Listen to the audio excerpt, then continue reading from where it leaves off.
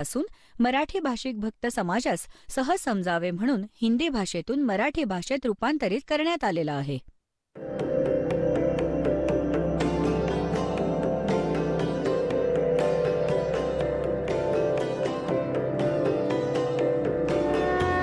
और ज्ञान सब ज्ञान डी कबीर ज्ञान सो ज्ञान और जैसे घोड़ा तोब का करता चले मैदान. जगद्गुरु तत्वदर्शी संत रामपालजी महाराजांचे अमृत वचन सर्व पवित्र धर्मांच्या व पवित्र शास्त्रांच्या आधारावर. तर त्या सर्वांचा पालक परमात्मा पूर्ण ब्रह्म सत्पुरुष कबीर साहेब आहेत. आता येथे काही अज्ञानी लोक अशी धारणा पसरवतात की रामपाल 15व्या अध्यायाच्या 18व्या श्लोकाबद्दल काहीच बोलत नाही. हे आपल्या अभ्यासक्रमाच्या बाहेरचं आहे, जे विषय दास घेऊन चालतात. परंतु आज मी तुम्हाला हे सांगणार आहे. याचा अर्थ हा आहे की हे आपण वाचून बघूयात. या 18व्या अध्यायात गीता करता आपल्याला काय सांगतो. कारण मी नाशवान जडवर्गापासून सर्वतः वेगळा आहे आणि अविनाशी जीवात्मापेक्षा उत्तम आहे.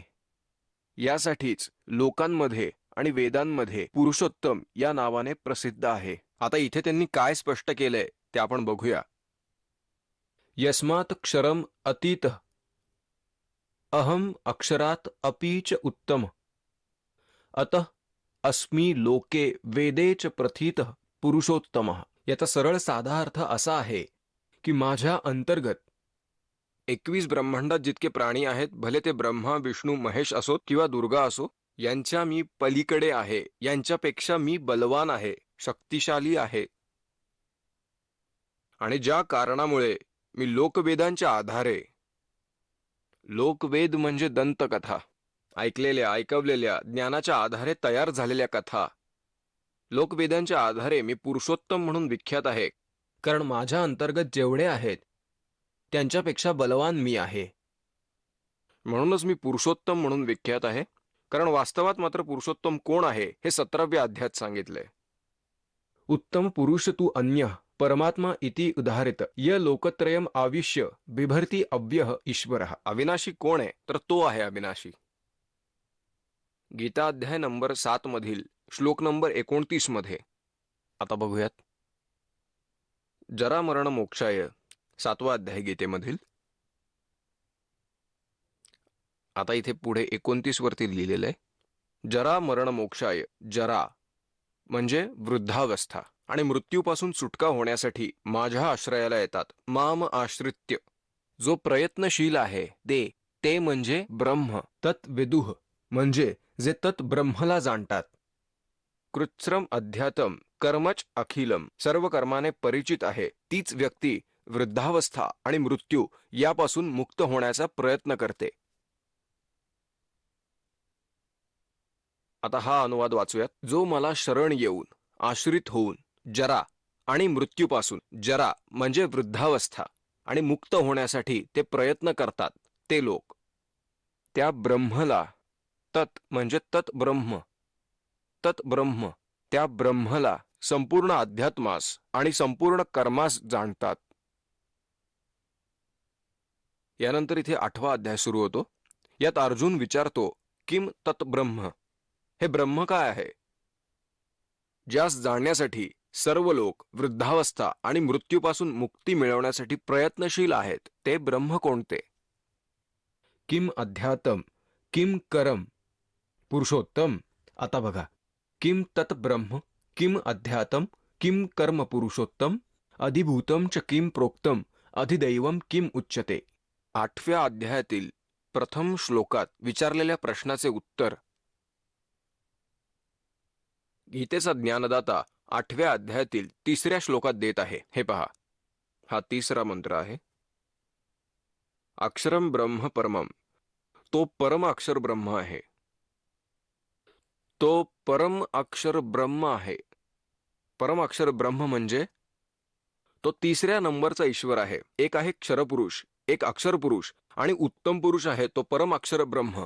आता गीता अध्याय नंबर 8 मध्ये श्लोक नंबर 5 आणि 7 मध्ये गीतेचा ज्ञानदाता असे सांगतो की माझी भक्ती करा 8व्या अध्यायाच्या 13व्या श्लोकात त्याला सांगितलेलंच आहे की माझा एक ओम मंत्र आहे. तर परमाक्षर ब्रह्मची जो भक्ती करेल त्याला तत्वदर्शी संताला विचारण्यास भाग पडेल. त्या संदर्भात 17व्या अध्यायातील 23व्या श्लोकात हे स्पष्ट केलेलं आहे. हे बघूयात. गीता अध्याय नंबर 17 आणि श्लोक नंबर 23. ओम तत्सत इति निर्देश ब्रह्मणे त्रिविध स्मृत. ओम तत्सत अशी 3 नावे आहेत. सच्चिदानंद घनब्रह्माची ओम तत्सत अशी 3 नावे आहेत, ज्याला शरण जाण्यासाठी आपल्या गीताकरता सांगतो. असं सांगितलं आहे, त्याच्यापासूनच सृष्टीच्या आदिकाळात ब्राह्मण, वेद आणि यज्ञादी रचले गेले. याचा खरं तर अर्थ वेगळा होतो, परंतु आपले उद्दिष्ट हे आहे की आपला मंत्र 8व्या अध्यायातील 13व्या श्लोकात सांगतोच आहे. हे बघूयात. आणि येथे सच्चिदानंद घनब्रह्माच्या बाबतीत सांगितले आहे की त्याचे तर 3 मंत्र आहेत ज्याने त्याची प्राप्ती होईल. ओम आहे क्षरपुरुषाचा, तत् आहे अक्षर पुरुषाचा, सांकेतिक आहे, कोडवर्ड आहे तत्, आणि सत हा त्या परम अक्षर ब्रह्माचा मंत्र आहे ज्याला सारनाम, आदिनाम, अजरनाम याला म्हणतात.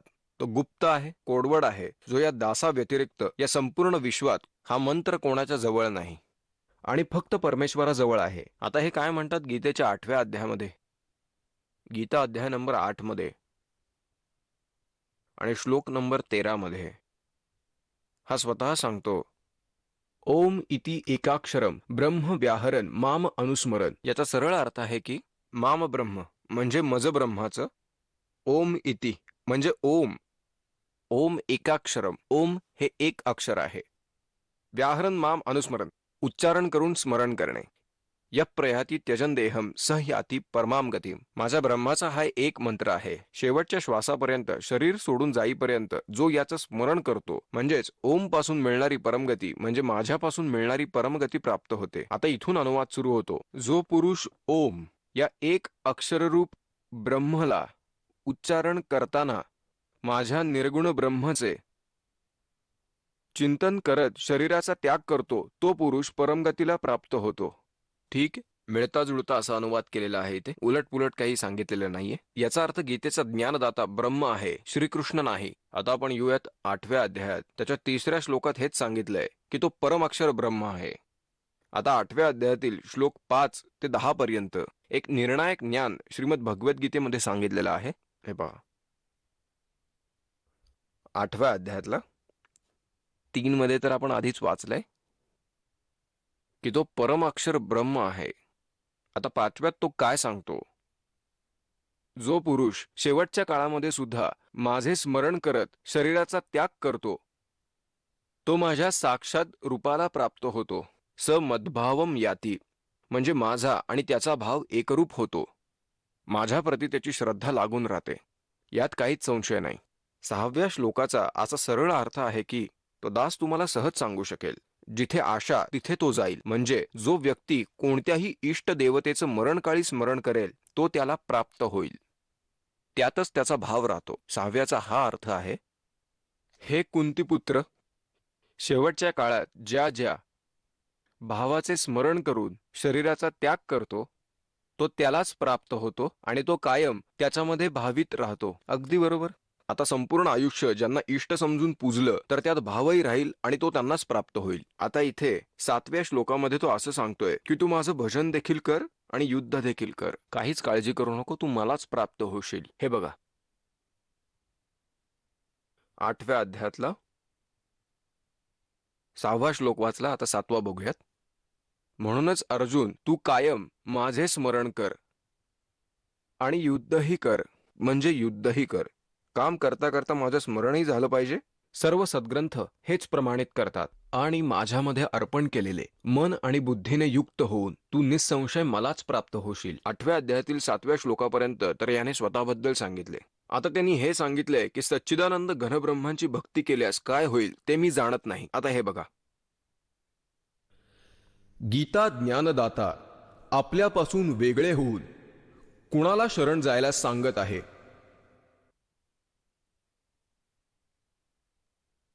आता गीता अध्याय नंबर 8चा आणि श्लोक नंबर 8 पासून सुरू करूयात. परमं पुरुषं दिव्यम अभ्यास योग युक्तेन चेतसा ना अन्यगामिना परमं पुरुषम दिव्यम दिव्य परमपुरुष म्हणजे परम अक्षर ब्रह्म याती पार्थ अनुचिंतयन त्याच्या स्मरणाने ते त्याला प्राप्त होतात. यांचा अनुवादही बऱ्यापैकी बरोबर आहे.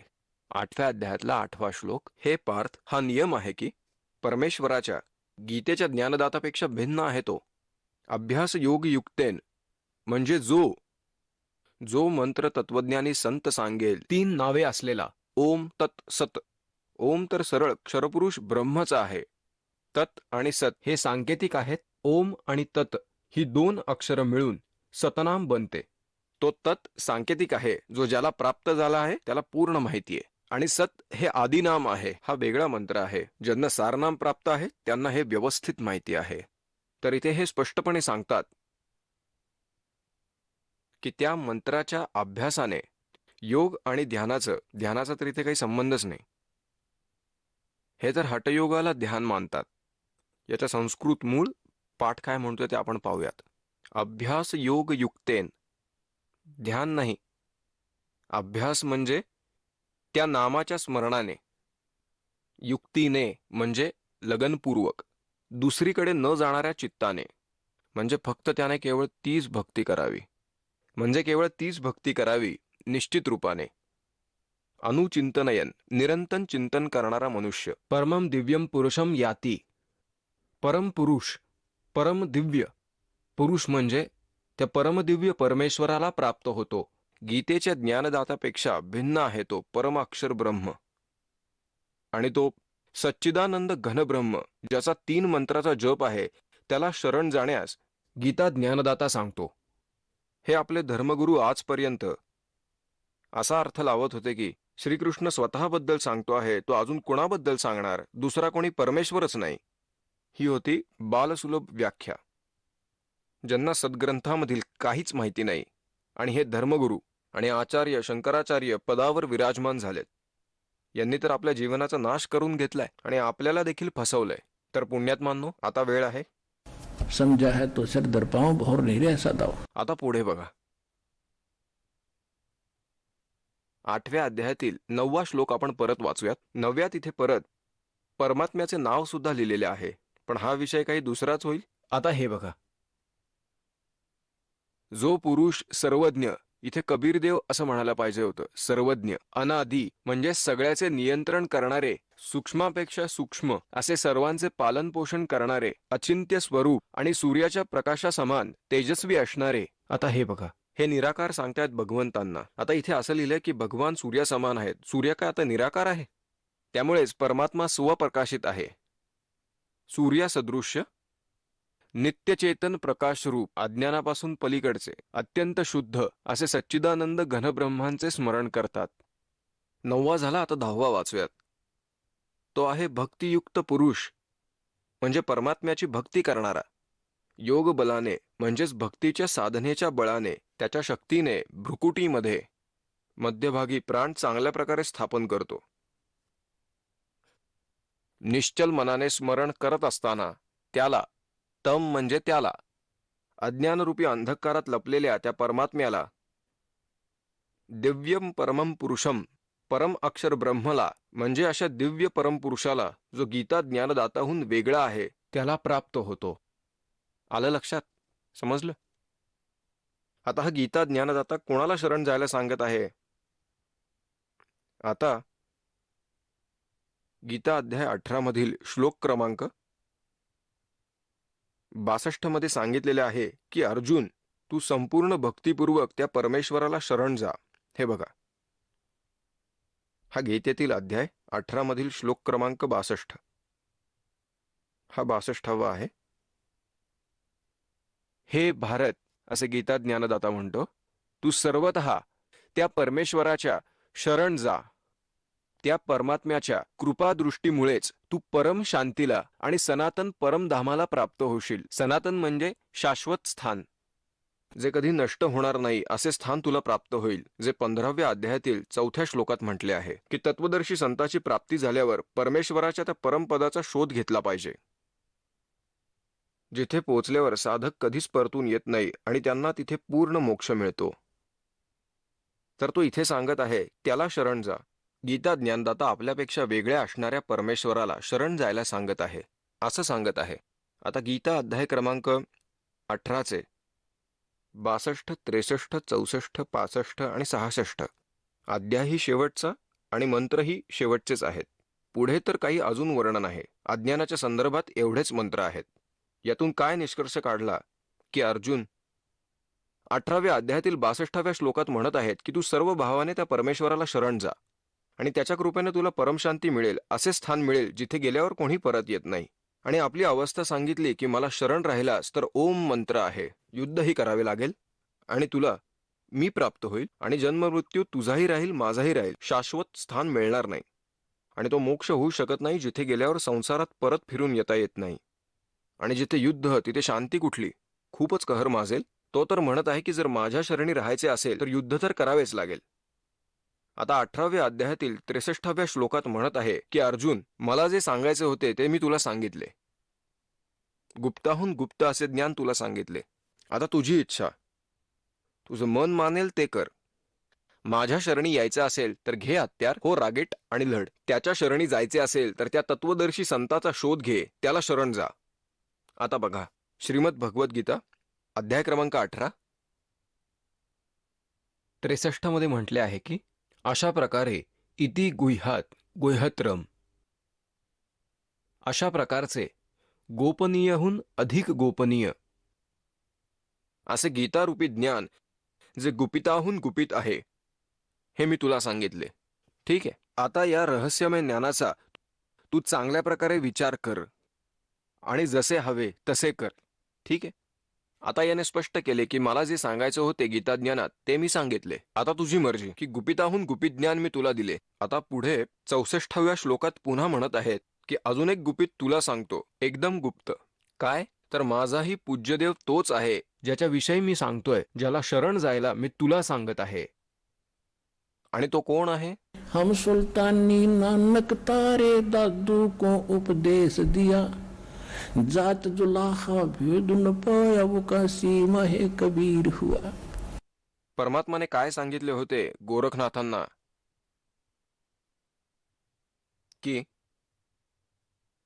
अवधू अवगत से हे चल आया, मेरा कोई भेद मरम ना पाया. मात पिता मेरे कोई नाही, ना मेरे घर दासी, मैं जुल्ले का सुत आन कहाया, जगत करे मेरी हासी. ना मेरा जन्म न गर्भ बसेरा, बालक बन दिखलाया, काशी नगर जल बिच डेरा, तहां जुलाहे न पाया. पुढे म्हणतात अधर गगन गुफा में ताव निज वस्तु सारा, तेरा ज्योत स्वरूपी अलख निरंजन, वो जपता नाम हमारा. होय होय. ते म्हणत आहेत की हे ज्योत स्वरूपी निरंजन ब्रह्म आहेत, हेही माझे ध्यान धरत आहेत, हे पण माझी पूजा करतात आणि इथे ते स्वीकार करत आहेत. हे बघा 18व्या अध्यायातील 64व्या श्लोकात ते काय म्हणत आहेत? सर्व गुह्यतमम भूय शृणु मे परमम वच, माझे हे गुप्ताहून अधिक गुप्त वचन ऐक. इष्ट असी मे दृढम इति, हे अगदी पक्के आहे की ज्याला शरण जायला सांगत आहे तो माझा इष्ट देव आहे, ते माझे पूज्य भगवान आहेत. मी तुझ्याच हिताचे सांगतो आहे, ते माझे पूज्य देव आहेत, त्यांनाच शरण जा. इष्ट म्हणजे प्रिय. हा काय अनुवाद झाला त्यांचा? गुप्ताहून गुप्त मी तुला आधीच सांगितलेले आहे, आता विसरलास कसा रे? आता म्हणतोय नीट लक्ष देऊन ऐक. आता मी तुला सांगतो की मी सुद्धा त्याची पूजा करतो, ज्याला भगवान म्हणतो. कि अदर गगन में भंवर गुफा, तान्यस्त वस्तु सारा, और तेरा ज्योत स्वरूपी अलख निरंजन, वो धरता ध्यान हमारा. आणि हे स्वतः इथे स्वीकार करत आहे की तो माझा इष्ट देव आहे. आता पुढे काय सांगितलंय 18व्या अध्यायातील 65व्या श्लोकामध्ये?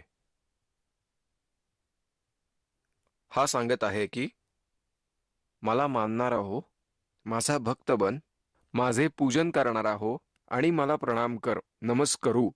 मला नमस्कार म्हणजे प्रणाम कर. असे केल्याने तू मलाच प्राप्त होशील. तुला हे मी प्रतिज्ञापूर्वक सांगतो, कारण तू माझा प्रिय म्हणजे अत्यंत प्रिय असा भक्त आहेस. आता हा काय म्हणत आहे ते बघा. ज्याच्याविषयी मी तुम्हाला जाणून घ्यायला सांगत आहे त्या परमेश्वराविषयी त्याची मीही पूजा करतो. तुला तर सत्य सांगितले, गुप्ताहून गुप्त सांगितले. आता माझ्या शरणी राहायचे असेल तर प्रतिज्ञापूर्वक सांगतो, तू मला प्राप्त होशील. समजलं? दुसऱ्या अध्यायाच्या 7व्या श्लोकात गीतेच्या ज्ञानदात्याला अर्जुन स्वतः सांगत आहे की मी तुझ्या शरण आहे आणि माझी बुद्धी चालत नाही. तुम्हाला जसे योग्य वाटेल तसे मार्गदर्शन मला करा. आता जर तो आधीच याच्या शरणी आहे तर परत मला शरण येणं हे काय सांगणं झालं? व्रजाचा अर्थ जाणे असा होतो. यांनी येणे असा करून ठेवलाय. आता 10 मिनिटाच्या सत्संगात मी यांचे सारे पोल उघड करतो. लक्ष देऊन ऐका. अध्याय नंबर 2 आणि श्लोक क्रमांक 7 मध्ये भीतीने युक्त अशा स्वभावाचा आणि धर्माविषयी साशंक झालेला असा मी तुम्हाला विचारत आहे की जे माझ्या हिताचे आहे ते मला सांगा, कारण मी आपला शिष्य आहे, आपल्याला शरण आहे, मला ज्ञान द्या.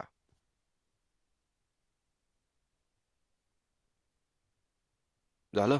हे तर आधीच सांगितलेलं आहे की मी तुमच्या शरण आलेलो आहे. माझ्या हिताचे जे काही आहे ते तुम्ही मला सांगा. माझी बुद्धी काही काम करत नाही. आणि त्या 18व्या अध्यायातील 64व्या श्लोकात सांगितले की मला शरण ये. नाही, हा अनुवाद चुकीचा आहे. आता हे बघा. आता अध्याय क्रमांक 66 मध्ये यांनी काय घोटाळा केलाय ते बघूयात आपण. 18व्या अध्यायातील 66व्या मध्ये 18व्या अध्यायातील 65 तर वाचून झाला आपला. आता यात काय सांगितलंय की माझी पूजा कर, मला नमस्कार कर. स्वतःला तर फक्त नमस्कार करायला सांगत आहे. तत्वदर्शी संत हे 4थ्या अध्यायात सांगितले. जे तत्वदर्शी संत होते 34व्या श्लोकात ते सांगत आहेत की त्याला दंडवत प्रणाम कर. आता हे बघा अध्याय 4 मधला. आता यातूनच फरक लक्षात येईल तुम्हाला. शक्ती आणि ताकद मधला आणि सत्यातला. 4थ्या अध्यायातील 34व्या श्लोकात असे म्हटले आहे की त्या तत्वज्ञानाला तू त्या तत्वज्ञानी संताकडे जाऊन समजून घे. त्यांना मनोभावे दंडवत प्रणाम केल्याने, त्यांची सेवा केल्याने आणि कपट सोडून आणि अत्यंत सरळ प्रश्न केल्याने तो परम तत्वाला चांगल्या प्रकारे जाणणारा ज्ञानी महात्मा तत्वज्ञानाचा उपदेश करेल. इथे तर म्हणतायत की त्यांना दंडवत प्रणाम करायचा असतो. दंडवत प्रणाम. आणि तो स्वतःला सांगतोय की मला नमस्कार कर आणि माझा भक्त बन, मलाच प्राप्त होशील. हे तर आपल्याला समजलं की ज्याची भक्ती करू त्याला तर प्राप्त होणारच. हे सांगत आहे की मी प्रतिज्ञापूर्वक सांगतो की तुम्हाला प्राप्त होशील. जसा तांबासा होई, मन कर्म वचन सुवर्यस होई. सूक्ष्म ज्ञान सांगत आहे. हे बघा 18व्या अध्यायातील 65व्या श्लोकात याने म्हटले आहे, हे बघा की जर मला शरण राहायचे असेल तर तू काळजी करू नकोस. मी प्रतिज्ञा करतो, शतप्रतिज्ञा करतो की तू मलाच प्राप्त होशील. मला मानणारा बन, माझी पूजा करणारा बन, मला प्रणाम कर. असे केल्याने तू मला प्राप्त करशील अशी मी शतप्रतिज्ञा करतो. ज्याची आशा ठेवून भक्ती करशील तेच प्राप्त होईल. मनात आशा ठेवून जो भक्ती करेल तो तिथेच प्राप्त होईल. आता 18व्या अध्यायातील 66व्या श्लोकात हे सांगितलेलं आहे की जर तुला मला शरण राहायचे असेल तर घे हत्यार, हत्यार घेऊन सज्ज हो. मृत्यू तुझाही होईल, माझाही होईल. मोक्ष कधीच नाही. ते स्थान मिळणार नाही जिथे गेल्यानंतर माणूस कधीच परत येत नाही. आणि जर त्याला शरण जायचं असेल तर माझ्या नावाचा ओम नावाचा जो जप आहे आणि जितके काही यज्ञ वगैरे तू काही करतोस माझ्यात अर्पण कर. कारण आजपर्यंत आपण काय करत होतो? ओम मंत्राचा जप करून पुण्य कमवत होतो. ते पुण्य खर्च करून पुन्हा गाढव बनून येतो. तर आता आपण अशी चूक पुन्हा करणार नाही. आपण ही कमाई त्याला देऊन टाकू आणि मग हा आपल्याला ऋणमुक्त करेल.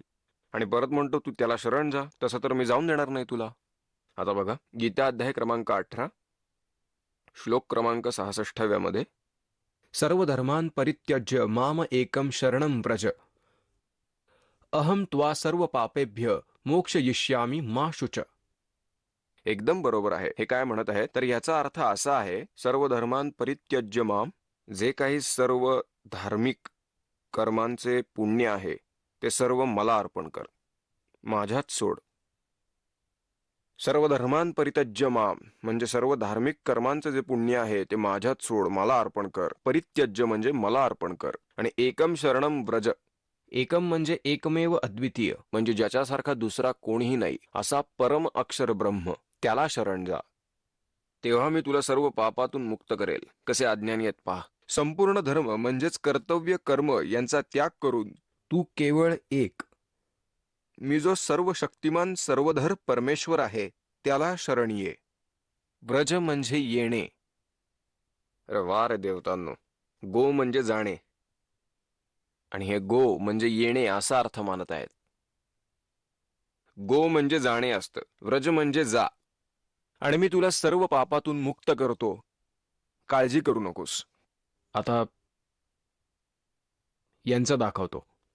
हे अज्ञानी लोक व्रज म्हणजे ये असे सगळेच म्हणत आहेत. अरे या आमच्या धर्मगुरूंपेक्षा चांगले तर हे बघा. 7वी कक्षेच्या पाठ्यपुस्तकात एक प्रसंग दिलाय, त्यात व्रज नावाचा शब्द आहे. हे बघा, हे पहिले दाखवतो तुम्हाला, जे मला एका काल भक्ताने आणून दिले. हे आहे 7वी इयत्तेचे पुस्तक.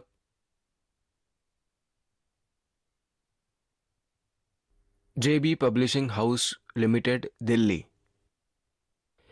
हे आहेत लेखक आणि संपादक Pandit Deepak Sharma, PhD, doctor Shrikant Chaturvedi, PhD. आता याच्या 57व्या पानावरती तुम्हाला दाखवतो. हे आहे, हे पान क्रमांक 56 आहे. हे बघा 56. आता इथे एक प्रसंग चालू आहे. इथे मुलांना शिकवले जात आहे. हे संस्कृत आहे. हे पुत्र एकाकी मा व्रज. याचा अर्थ असा आहे, हे मुला तू एकटा जाऊ नकोस. हे पुत्र एकाकी मा व्रज, एकटा जाऊ नकोस असा अनुवाद केला इथे. व्रज म्हणजे जा, जाणे, गो. एकदम बरोबर आहे. या धर्मगुरूंपेक्षा तर हे नक्कीच चांगले आहे. त्यांनी हे लिहिलंय ते. आता तुम्हाला दाखवतो एक शब्दकोश. आता यात काय लिहिलंय? हा शब्दकोश संस्कृत हिंदी कोश आहे. हे सर्व काही वामन शिवराम आपटे यांनी लिहिलेलं आहे आणि हे इथून छापलेले आहे. आता तुम्हाला दाखवतो याच्या 993व्या पानावरती 993 या इथे व्रज शब्द आहे. व्रज, इथे व्रज शब्द आहे. व्रज म्हणजे जाणे, चालणे, प्रगती करणे, विदा होणे. आणि इथे पहा, इथे खाली पहा, व्रजनम म्हणजे हिंडणे, फिरणे, यात्रा करणे, निर्वासन, देशातून काढून टाकणे. व्रज म्हणजे जाणे असतं. साधी सोपी भाषा. व्रज म्हणजे जाणे. आणि हे आता या सगळ्यांचं पितळ कसं उघडं पाडतो ते बघा. आता गीता प्रेस गोरखपूरचं पुस्तक दाखवलंय, व्रज म्हणजे मला शरण ये. आता तुम्हाला सुधांशु महाराज यांचं पुस्तक दाखवतो. हे बघूयात. हे श्री सुधांशु महाराज यांचे छापलेले पुस्तक आहे. यांची बुद्धी ओमवरच टिकून होती. हे शंकराचे पुजारी आहेत. प्रकाशक आहेत विश्वजागृती प्रकाशन, ओंकारेश्वर महादेव मंदिर. हे सारं परत कधीतरी वाचूयात, आत्ता वेळ नाही माझ्याकडे. हे फक्त दाखवतो तुम्हाला. आता हे बघा, हे 18व्या अध्यायातील अध्याय क्रमांक 18 त्याचा 66वा श्लोक. सर्व धर्मान परित्यज्य माम एकम शरणम व्रज. अनुवाद करत आहेत सुधांशुजी. संपूर्ण धर्माचा म्हणजे सर्व कर्तव्य कर्माचा त्याग करून तू मला शरण ये. अज्ञानी नंबर 1. आता बघूयात आसारामजी. अज्ञानी नंबर 2 संत श्री आसारामजी, अहमदाबाद. घ्या, करा दर्शन यांचे, महात्म्यांचे. आता बघा, अध्याय नंबर 18. हा 18वा अध्याय आणि हा 66वा श्लोक. सर्व धर्मान परित्यज्य माम एकम शरणम व्रज. संपूर्ण धर्माचा म्हणजे सर्व कर्तव्य कर्माचा त्याग करून तू केवळ मला सर्व शक्तिमान सर्वधर परमेश्वराला शरण ये. आसाराम या. अज्ञानी नंबर 2. आता दाखवतो तुम्हाला. हे बघा, हे हंसादेशवाले श्री सतपाल व यांचे बंधू बालयोगेश्वर यांची ही भगवद्गीता. श्रीमद भगवद्गीता. अनुवादक आहेत ब्रह्मलीन महात्मा सत्यानंद, सर्वज्ञानंद इत्यादी इत्यादी. प्रकाशक आहेत मानव उत्थान सेवा समिती, 212 पंजाबी बाग, नवी दिल्ली इथून प्रकाशित झालेली आहे. आणि आता इथे मागे बघा, या सतपाल महाराजांचं दर्शन करूयात. आता यांनी काय अनुवाद केला आहे हे बघूयात. यांनी फारच खराब काम करून ठेवलेलं आहे. हे बघा, हा आहे 18वा अष्टोदशाध्याय म्हणजे 18वा अध्याय. आणि यांनी इथे हे बघा, यांनी इथे दिलंय, त्यांनी 3 एकत्र दिलेले आहेत, 64, 65 आणि 66. हा शेवटचा बघूयात. सर्व धर्मान परित्यज्य माम एकम शरणम व्रज. याचा अनुवाद त्यांनी पुढच्या पानावरती दिलेला आहे. या 3ही श्लोकांचा अर्थ त्यांनी एकत्रच दिलेला आहे. असं लिहिलंय की संपूर्ण धर्मांचा म्हणजेच सर्व कर्तव्य कर्मांचा त्याग करून केवळ माझ्या शरणी ये. सतपाल आणि हंसादेस. अज्ञानी नंबर 3. आणि आता अजून बघूयात यथार्थ गीता. आणि अनेक वर्षांच्या या काळात श्रीमद भगवद्गीतेची शाश्वत व्याख्या केलेली आहे अडगडानंदजी महाराज यांनी. श्रीमद भगवद्गीता यथार्थ गीता मानव धर्मशास्त्र. व्याख्याकार आहेत परमपूज्य श्री परमहंस महाराज यांचा कृपा प्रसाद, स्वामी श्री अडगडानंदजी, श्री परमहंस आश्रम, ग्रामपत्रालय शक्तेशगड, जिल्हा मिर्जापूर, उत्तर प्रदेश, भारत. आणि हा फोन नंबर आहे. प्रकाशक यांचे हे आहेत श्री परमहंस स्वामी अडगडानंदजी Ashram trust, 29A French road, merchant क्लबच्या समोर, चौपाटी, मुंबई 7. आता हे बघा, हे महाराज किती तपश्चर्या करतायत, लांबूनच बघा.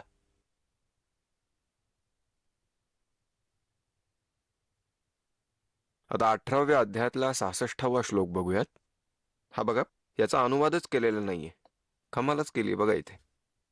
याने तर असं म्हटलंय की संपूर्ण धर्माचा त्याग करून, म्हणजे मी ब्राह्मण श्रेणीचा आहे की क्षुद्र आहे, क्षत्रिय आहे की वैश्य आहे, हा विचार सोडून देऊन केवळ मला शरण ये, म्हणजे मला शरण ये. अडगडानंदजी, अज्ञानी नंबर 4. आता आपण बघूयात, हे आहेत गीता प्रेस गोरखपूरचे संस्थापक श्री रामदासन सुखदासजी. साधक संजीवनी असं नाव यांचं ठेवलेलं आहे. आता इथे यांनी हे असं लिहून ठेवलंय बघा. आता बघूयात, ही आहे श्रीमद भगवद्गीता सचित्र साधक संजीवनी. स्वामी राम सुखदासांनी याचा अनुवाद केलेला आहे. ठीक. आणि हे गीता प्रेस गोरखपूर वरून प्रकाशित आहे. आता यात तुम्हाला दाखवतो 18व्या अध्यायात 66व्या श्लोकामध्ये, 18व्या अध्यायातील श्लोक नंबर 66, या 1200व्या पानापासून त्यांनी सुरुवात केली आहे. इथे या 1200व्या पानापासून त्यांनी घोटाळ्याला सुरुवात केली आहे. 66वा श्लोक, सर्व धर्मान परित्यज्य माम एकम शरणम व्रज. स्वामीजी म्हणत आहेत की सर्व धर्मांचा आश्रय सोडून देऊन केवळ मला शरण ये. बस एवढंच म्हटलेले आहे, पुढे काही करायची आवश्यकता नाही. मला शरण ये. अज्ञानी नंबर 5. आता इथे तर अजूनच कमाल करून ठेवली आहे.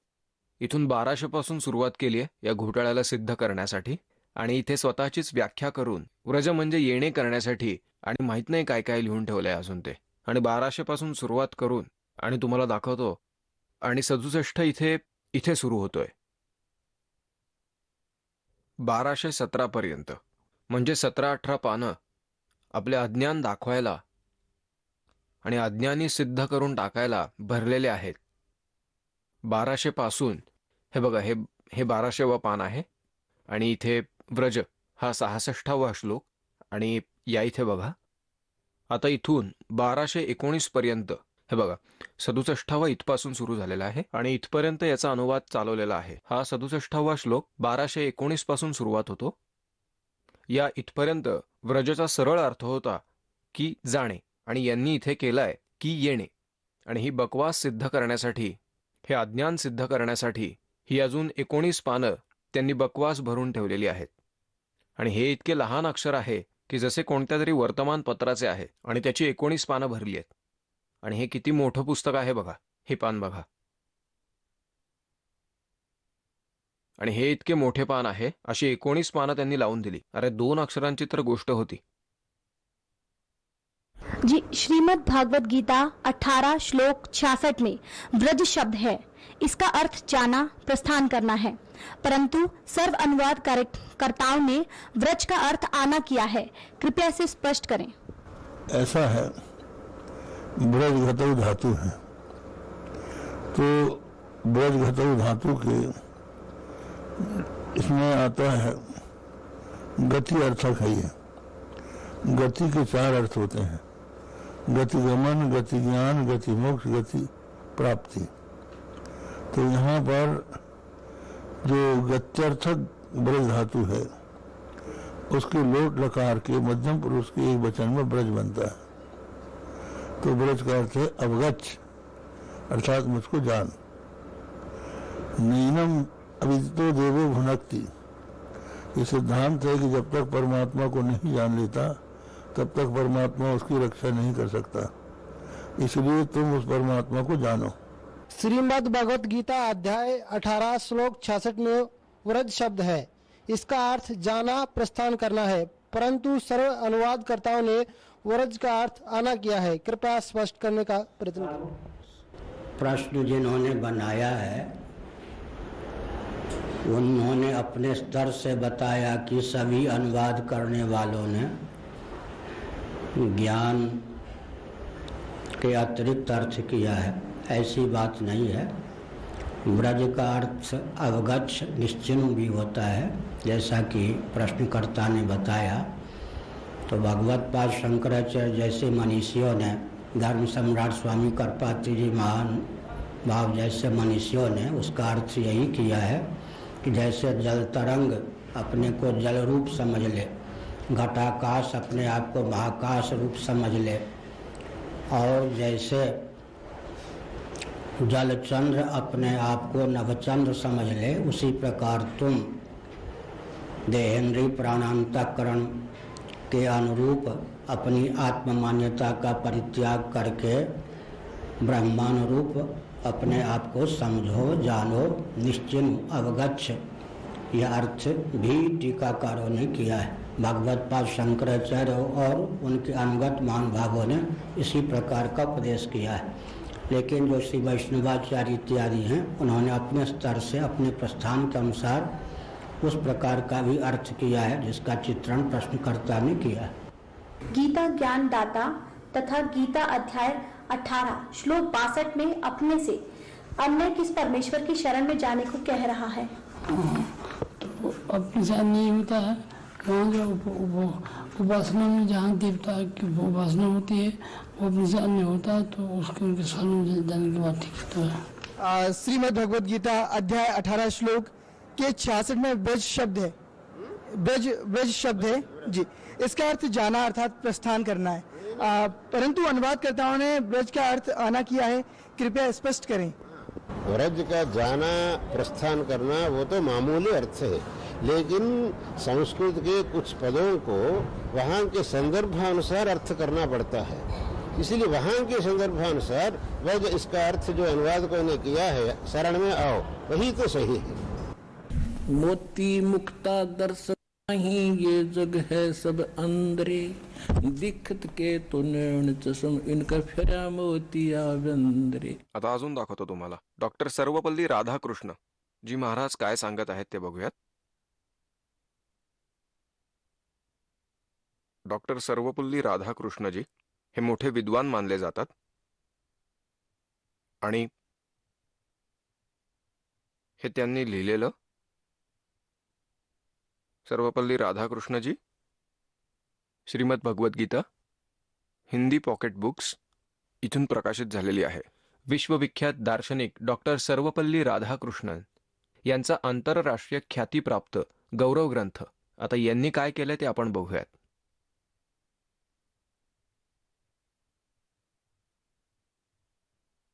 सर्वधर्मान् परित्यज्य माम एकम शरणं व्रज.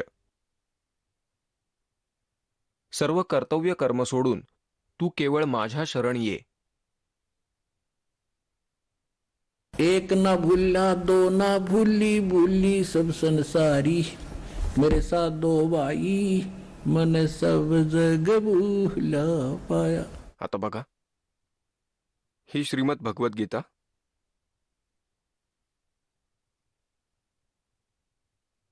श्रीमद एसी भक्ती वेदांत श्रीकृष्ण कृपामूर्ती.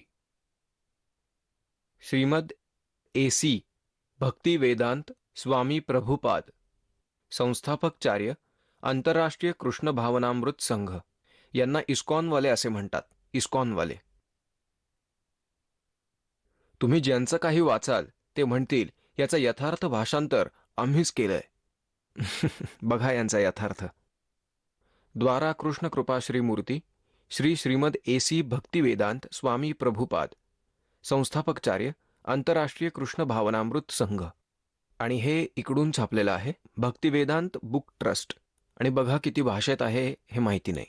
आता बघा, आणि या लांबलचक याच्यात हे खोटे खोटे सांगून ठेवलेले आहे. सगळं खोटं सांगून ठेवलंय.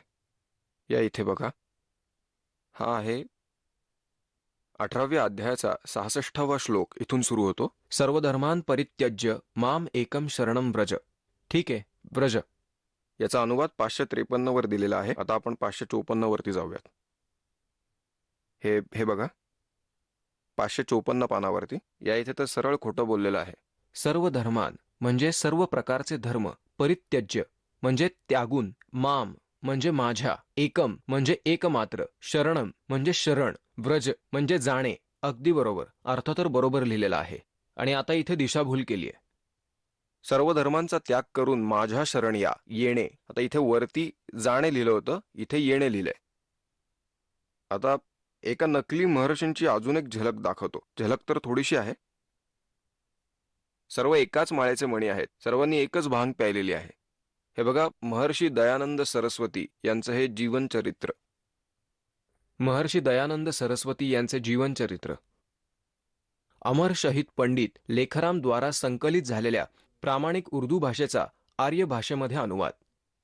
अनुवादक आहेत आर्य महोपदेशक श्री कविराज रघुनंदन सिंह निर्मल. संपादक आहेत श्री पंडित हरिश्चंद्र विद्यालंकार. प्रकाशक आर्य समाज नयाबाज दिल्ली 6. स्वर्ण जयंतीच्या उपलक्षामध्ये म्हणजेच सन 1971 मध्ये. हे तेव्हा छापलं आहे, 1971 मध्ये. हे आजचं नाहीये. आता याच्या 208 पानावर जाऊयात. हे पहा, 208 पानावर हे बघा. आता इथे ऋषीजींनी तर कमालच केली आहे. आता ह्याच्याबद्दल काय बोलायचं तुम्हीच सांगा. यांनी तर काहीच सोडलेलं नाही. यांचं तर काय सांगायचं. याच्यात एक रामगोपाल नावाचा व्यापारी लाला वैश्य होता. विद्वान पुरुष होता, समजूतदार होता. तो महर्षी दयानंदांकडे गेला. लेखक म्हणतो, रामगोपाल एकदा माझ्यासोबत स्वामीजी महाराजांकडे गेला, महर्षींकडे गेला. आता त्याने गीतेची टीका वाचली होती, अनुवाद वाचला होता. त्या सर्वांनी व्रजचा अर्थ येणे असा केला होता, पण व्रजचा अर्थ जाणे असा होतो शब्दकोशात पाहिले तर. तर त्याने विचार केला की महर्षीच याचे खरे उत्तर देतील, कारण ते खूप प्रसिद्ध होते. तर त्यांनी काय समाधान केलं त्या देवतांनी ते बघा. हे पृष्ठ क्रमांक 208 आहे. आर्य समाजाने छापलेलं आहे. जीवनचरित्र महर्षी स्वामी दयानंद सरस्वती. तर आता इथे काय आहे, रामगोपाल वैश्यने, जो वेदांती होता, त्याने गीतेच्या अनेक टीकांचा अभ्यास केला होता. हा अनुवाद बघा. परंतु एका श्लोकामध्ये त्याला एक शंका होती, पण ती कधी दूर झाली नाही. शेवटी एकदा तो आम्हाला बरोबर घेऊन, लेखक सांगत आहेत पुस्तकाचे, आम्हाला बरोबर घेऊन स्वामीजींकडे गेला आणि स्वामीजींना म्हणाला की तुम्हाला काहीतरी विचारायचे आहे. त्यांनी परवानगी देताच हा एक श्लोक विचारला. सर्व धर्मान परित्यज्य माम एकम शरणम व्रज. स्वामीजी म्हणाले, शकंधवा दिशू पररूपम वाच्यम. या वाक्यात वकाराच्या आकारापुढे आल्याने त्याचे तद्रूप झाले, म्हणजे तो शब्द धर्म असला तरीही वास्तवात अधर्म आहे. म्हणजेच याचा अर्थ अधर्म असा झाला. ज्या उत्तरामुळे तो खूप प्रसन्न झाला. म्हणजे कोण? राम गोपाल. त्याचे समाधान झाले. त्याचा प्रश्न असा होता की मी खूप सारे अनुवाद ऐकले. प्रत्येक ठिकाणी व्रजचा अर्थ येणे दिलेला आहे. व्रजचा अर्थ जाणे असाच असतो. आता हे काय सांगू, हे परत वाचूयात. आता हा म्हणत आहे, हे तेच आहे सर्व धर्मान् परित्यज्य माम एकम शरणं व्रज. स्वामीजी म्हणाले, शकंधवा दिशू पररूपम वाच्यम. या वाक्यात वकाराच्या आकारापुढे आल्याने त्याचे तद्रुप झाले. म्हणजे तो शब्द धर्म असला तरीही वास्तवात अधर्म आहे. म्हणजेच याचा अर्थ अधर्म असा झाला. ज्या उत्तरामुळे तो खूप प्रसन्न झाला. म्हणजे कोण? राम गोपाल. आणि त्याने परत विचारलं की काहीतरी प्रमाण द्या. आणि मग स्वामीजींनी ऋग्वेदातील 2-3 प्रमाणं ऐकवली. याच्यात आकार, मकार, खकार काय आहे? व्रज म्हणजे जाणे, गो म्हणजे जाणे. काय होतं यांच्याकडे? या अशा लोकांनी आपल्याला भ्रमित करून ठेवले होते.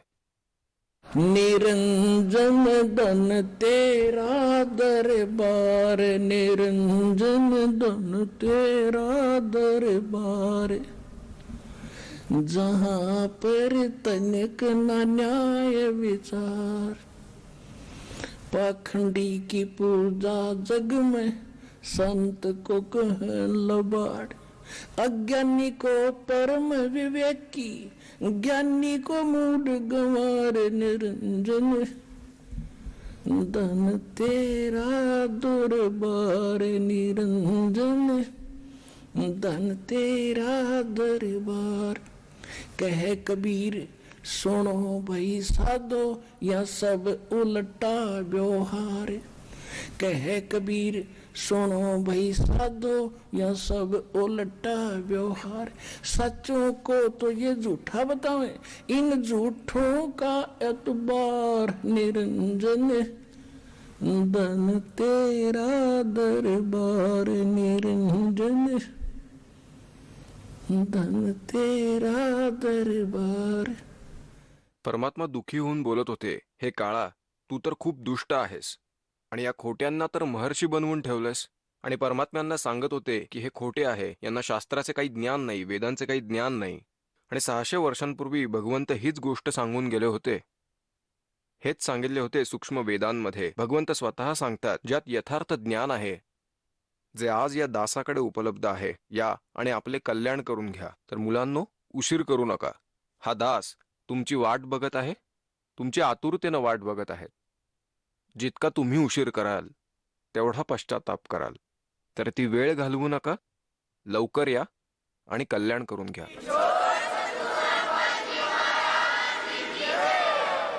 चला आता आपण त्या श्रद्धाळूंचे अनुभव जाणून घेऊयात, ज्यांनी जगद्गुरू तत्वदर्शी संत रामपालजी महाराजांकडून दीक्षा प्राप्त केलेली आहे, तसेच त्यांच्याद्वारा सांगितलेल्या भक्ती मार्गावर चालत आहेत. नमस्कार. सतसाहेब. आपलं नाव? मंगल विष्णू लोणारे. आपण कुठून आलात? नाशिक, नांदुरगाव, महाराष्ट्र. आपला व्यवसाय काय आहे? मी गृहिणी आहे. संत रामपालजी महाराजांची गुरुदीक्षा आपण कधी घेतली? संत रामपालजी महाराजांची गुरुदीक्षा 2012 नोव्हेंबरमध्ये मी घेतलेली. संत रामपालजी महाराजांची नामदीक्षा घेण्या अगोदर आपण व आपला परिवार कोणती भक्ती साधना करत होतात? संत रामपालजी महाराजांची गुरुदीक्षा घेण्याच्या अगोदर आम्ही पारंपरिक जे सण उत्सव, देवी देवतांची पूजा अर्चा ह्या सगळ्या गोष्टी करत होतो आम्ही. विशेष करून नाशिक जिल्ह्यामध्ये सप्तशृंगी गड आहे, त्या ठिकाणी देवीची मोठी मूर्ती आहे. त्या ठिकाणी आम्ही दरवर्षाला त्या ठिकाणी दर्शनाला जात असो. त्यानंतर त्र्यंबकेश्वर येथे शंकराचं मंदिर आहे, त्या ठिकाणी जात असो, दर्शनाला जात असो. नंतर उपास तापास करणे, नवरात्रीचे 9 दिवस उपास धरणे, गणपती 10 दिवस बसवणे, या त्यांची पूजा अर्चा करणे. नंतर एकादशी, चतुर्थी, नंतर श्रीरामनवमी आल्यानंतर आपल्या नाशिक भागामध्ये रामाचं मोठं मंदिर आहे, त्या ठिकाणी 2-2 तास रांगेमध्ये उभं राहून त्याचं दर्शन घेणे, या गोष्टी आम्ही करत होतो. जसं आपण सांगत आहात की आपण नाशिकमधून आला आहात आणि नाशिक हे एक तीर्थक्षेत्र म्हणून ओळखलं जातं आणि बरेचसे साधक हे नाशिकला नतमस्तक होण्यासाठी येत असतात. तर आपण संत रामपालजी महाराजांची नामदीक्षा का घेतली? संत रामपालजी महाराजांची नामदीक्षा घेण्यामागे एक कारण आहे. माझे सासरे हे त्र्यंबकला जायचे, दर एकादशीला यायचे. त्यांनी मला नेहमी सांगावं की अगं गुरु करणं खूप महत्त्वाचं आहे, गुरु करणं खूप महत्त्वाचं आहे. यांनी खूप वेळेस मला सांगितलं. त्यानंतर मी शिवरात्रीचा मोठं पर्व ह्या ठिकाणी नाशिकमध्ये साजरं होतं आणि त्या ठिकाणी आसाराम बापूजी त्या ठिकाणी येत होते. त्यांनी माझ्या सासऱ्यांनी सांगितलं की आसाराम बापू खूप छान गुरु आहेत म्हणे, त्यांचं तू ज्ञान ऐकलंस का म्हणे, तू टी व्हीवरती तू जा आणि त्यांच्याकडनं गुरुपदेश घेऊन ये म्हणे. माझ्या घरच्यांना सांगितलं आणि माझ्या घरच्यांना मला घेऊन जाण्यास सांगितलं. मग आम्ही दोघांनी शिवरात्रीच्या दिवशी जाऊन आसाराम बापूजींच्या तिथे आश्रमामध्ये जाऊन त्या ठिकाणी नामदीक्षा घेण्याचा ठरवलं. मी त्या ठिकाणी गेले. आसाराम बापूजींनी 5 मंत्र आम्हाला त्या ठिकाणी सांगितले. एक ओम, नंतर ओम भगवते वासुदेवाय, नंतर ओम नमः शिवाय, हरे राम हरे कृष्ण, असे विविध प्रकारचे त्यांनी मंत्र सांगितले. आणि त्यांनी आम्हाला सांगितलं की तुम्हाला जो मंत्र आवडेल तो मंत्र तुम्ही सिलेक्ट करा आणि त्याचा जप करा घरी जाऊन. त्याच्यानंतर मी ओम नमः शिवाय हा मंत्र सिलेक्ट केला आणि त्या ठिकाणी बसण्यासाठी म्हणजे आपल्याला जे आसन लागतं ते आसन नैवेद्य म्हणून म्हणजे आम्हाला एक प्रसाद म्हणून आम्हाला त्यांनी खिचडी दिली होती, एक जपमाळ दिली होती आणि एक पुस्तक दिलं होतं छोटंसं. याचे त्यांनी थोडेफार पैसे घेतले आणि त्या नामदीक्षेनंतर आम्ही दोघंजण घरी आलो. आणि मग ती पूजा ती साधना मी केलीच नाही मनापासून. मला वाटायचं की काय ओम नमः शिवाय इतका जप करू, हे करू ते करू, पूजापाठ करू. त्यांनी उपास पण सांगितले, भरपूर उपास तापास पण केले. परंतु जे दुःख आहे ते पाठीमागं ते काही सरणा.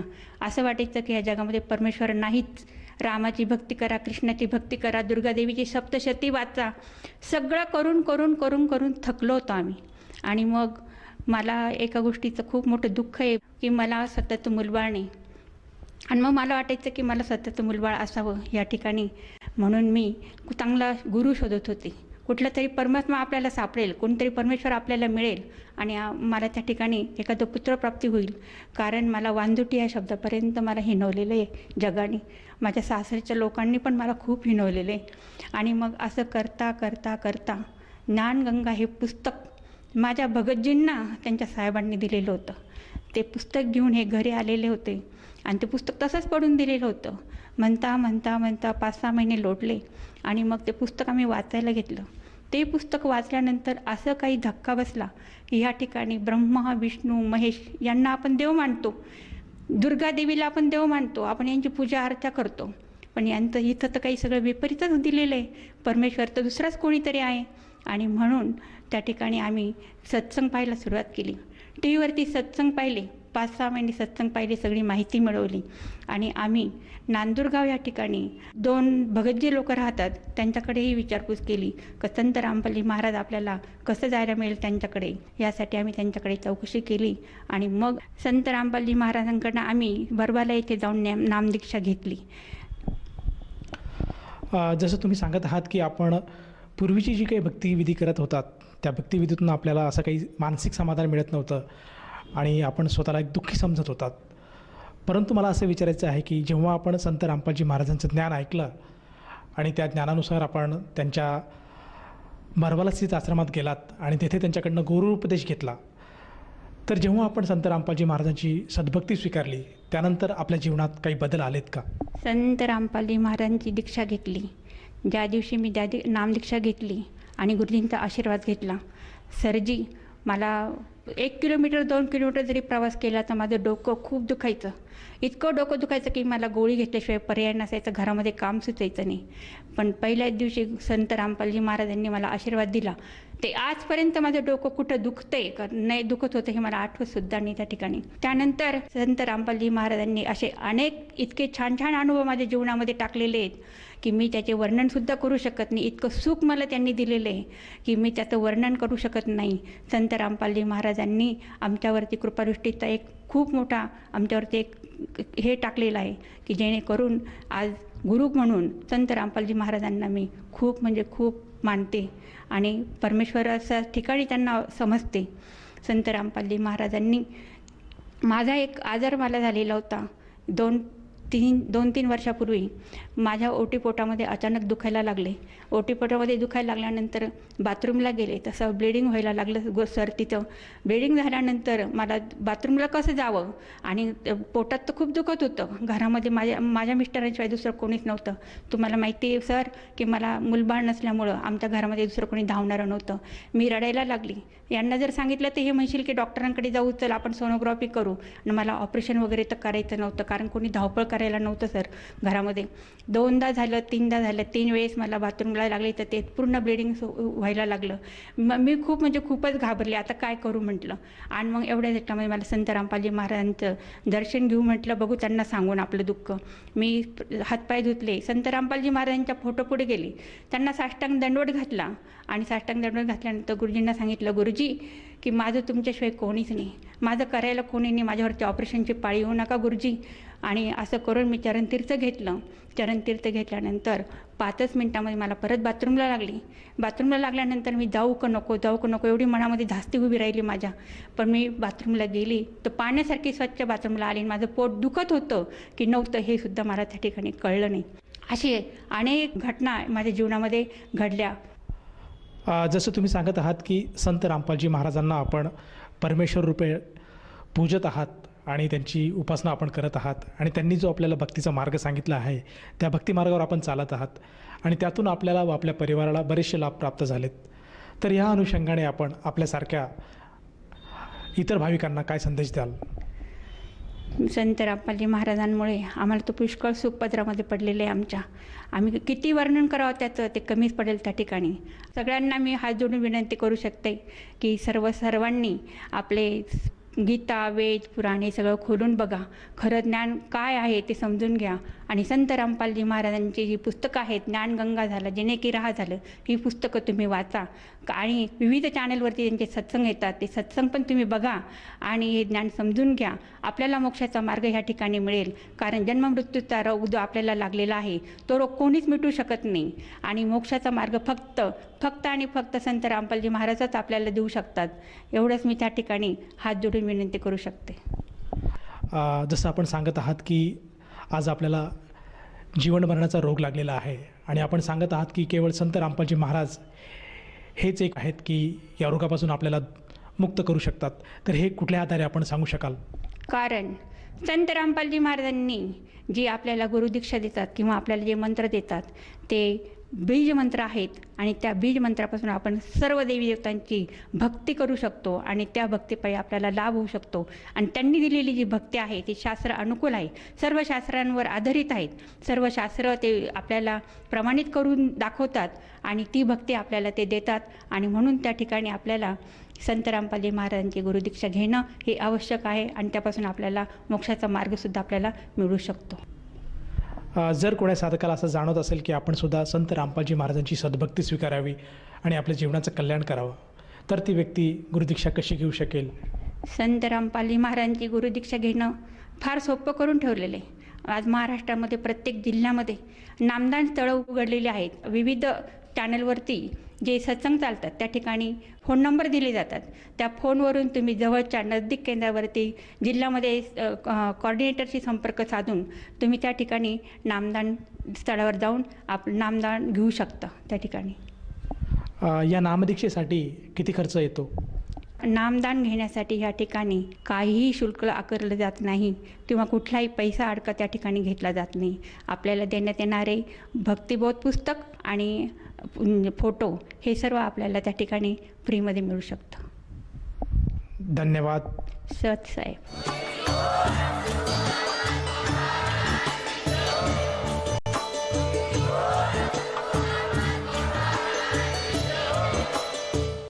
आपण ऐकत होता जगद्गुरु तत्वदर्शी संत रामपालजी महाराजांचे मंगल प्रवचन. निःशुल्क नामदीक्षा प्राप्त करण्यासाठी आणि अधिक माहितीसाठी संपर्क करा 7030303951 7030303952. आमची वेबसाईट आहे www.jagatgururampalji.org.